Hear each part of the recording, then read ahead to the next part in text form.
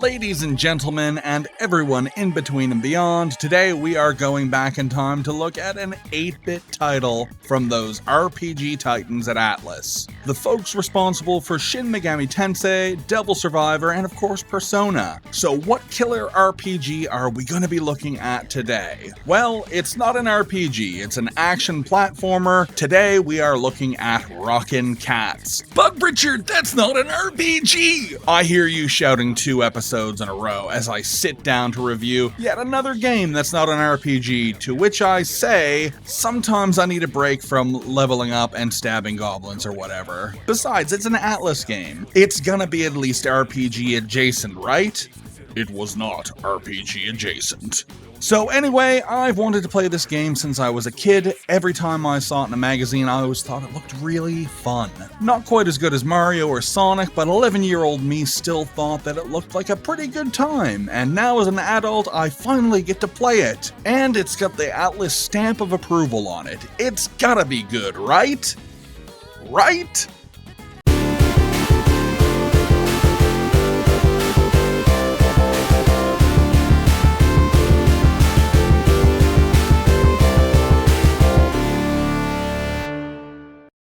So Rockin Kats is a 1991 platform side-scroller both developed and published by Atlus for the Nintendo Entertainment System / Famicom. In Japan, it was called Yankees because... humor. I joked about the Shin Megami Tensei connections, but some of the staff for this silly little game actually worked on some Mega 10 titles. Programmers Masami Sato and Hidetoshi Tagagi, lead designer Sawako Sato, composer Tsukasa Masuko, and several other staff members have all worked on various Atlus titles from the era, like Last Bible, the first Persona, the first Shin Megami Tensei, and more. Does any of this translate into anything that makes the game noticeable as an Atlus title? Well, a couple of the music tracks have that early Atlus feel to them. That, and there are a lot of shops and signs in the game that say Atlus on them, so sure. So when you first boot up the game and press start, you are given a selection screen where you can choose one of a number of channels. You can choose channels 1 through 5, B, and S. Channels 1 through 5 act as a level select, with channel 5 being blacked out until you finish channels 1 through 4. Channel B hosts a number of mini games where you can spend money to make money, and channel S is a shop channel. This is where you can spend your money to buy a host of items. Seems familiar. Being able to choose your level is always fun. Being able to select your level from a list as opposed to beating them all in sequential order allows players to sample the locales as opposed to needing to master each stage one by one. That being said, I still played every stage in order. The story is very NES. You are a rock and roll cat, a rockin' cat, if you will, named Willie. Your girlfriend Jill has been catnapped by the notorious crime boss Muggsy, a dog, because cats and dogs are mortal enemies in fiction. And it's up to you to rescue Jill. So basically, rescue the princess. The first stage involves running down a city street, all the while dodging villainous idiots. You got assholes with machine guns, assholes with pistols, assholes throwing potted plants, and there are even some stage traps. Don't fall in the hole. The mini-boss is this angry chicken who jumps around trying to squash you, all the while shitting out eggs that bounce around trying to kill you as well. Halfway through the fight, she gets angry, changes color, and jumps faster. Bog standard NES fight. It's not original, but it's not terrible. You then hop the subway and fight even more angry dogs with guns before climbing up into a sewer system where you fight more dogs with guns. This is pretty much the pattern to this game. You'll start off the level doing a bit of side-scrolling, then you'll go into a new section which involves some vertical scrolling, and in these vertical scrolling sections it'll give you ample practice for using your grab and swing function of your gun. The first boss is the Bull Band. Bull because it's a bunch of bull. It's a rock and roll band full of dogs. The vocalist will hop out of holes in the ground trying to shoot you with music notes, all the while the drummer and guitarist on platforms above you try to drop lights on your head. You technically only have to kill the vocalist, but killing the other two will get you a small heart each. And I got hit a lot, so figuring out that these two guys have health behind them, I killed them. Again and again, because I'm bad at action games. Come on, I'm an RPG channel, what the hell did you expect?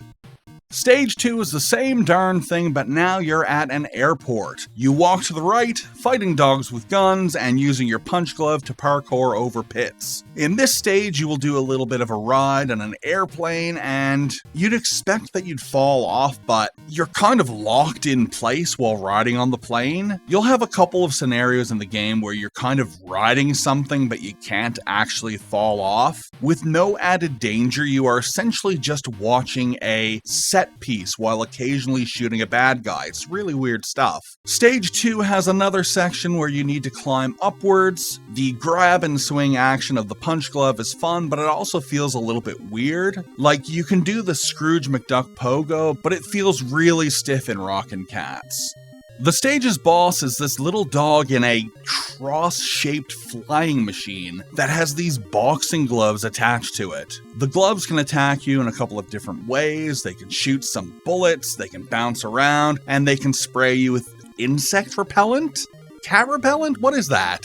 You can straight up attack the dog in his little flying machine, or you can destroy the gloves first. If you do so, they are replaced by these little pincers that try to gouge your eyes out, I guess. It's another boss that's not particularly tough once you realize his patterns. After you beat him, you will once again rescue Jill, and Muggsy says the exact same thing that he said last time. Definitely no Persona level writing going on in this game. At this stage, I had a little bit of money, so I decided to check out the minigame and shop channels. The minigames come in 3 separate flavors. I found the pipe game to be pretty easy and quickly found myself with enough money to get all of the upgrades on the shop channel. The 4 upgrades you can get are Bomb, your punch glove turns into a bomb; Twin Balls, your punch glove turns into 2 bullets; Hammer Punch, your punch glove becomes a spiked ball, but you can't use this one to climb, so I never really used it; and Sneakers, which allow you to slow your descent. This one is pretty handy. And the 5th thing you can buy is just an ordinary, everyday 1-up.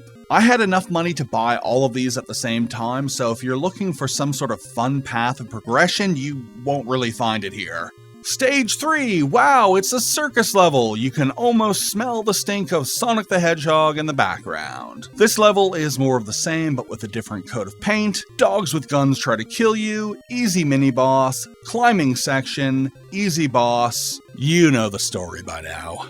At this time, while easily dispatching the circus dog boss with little effort, I became aware that Rockin Kats might not be a great game. Between the easy bosses, easy money making, easily affordable upgrades, and the fact that there's only 5 stages, I very quickly got my frowny face on. And I powered on through stage 4 with no difficulties. It was a fun Halloween-themed level where you got to fight ghost dogs with ghost guns, do a bit of grabbing and swinging, and eventually tangle against a ghost dog boss. Then I unlocked the final stage. It's called I Love New York. I went in expecting something fresh and cool, as this is only technically the 5th stage in the game, but it's basically just a mashup of all the other levels and enemies. There's even a boss rush, but you're still fighting the same enemies, so it just adds to the sameness. The final fight with Muggsy is fun enough. Muggsy flies around shooting at you while you hop from moving platform to moving platform over a pit of spikes. It is very Mega Man-esque.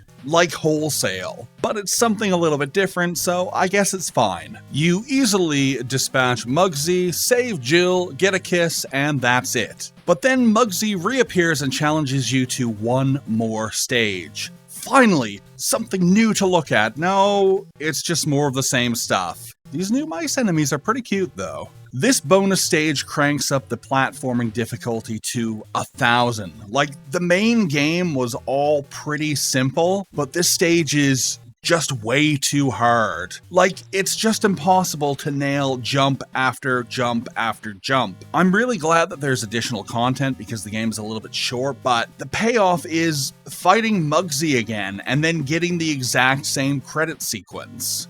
So, that's Rockin Kats. I am very happy that I finally got to play it after all of these years, even if it's a little bit of a letdown. I love the aesthetics, cute rock and roll cats fighting mobster dogs, while a sweet Shin Megami Tensei-esque soundtrack toots and vibes in the BG. But the platforming is a bit stiff, enemy variety is non-existent, and the fact that each stage plays very similar to the last is definitely a bit of a turn-off. Like, it's playable, and I'd even say it's fun, it's just average. It's no Mega Man 2, but it's a lot better than Hudson Hawk or whatever. Anyway, I guess I gotta do Jack Bros next, don't I?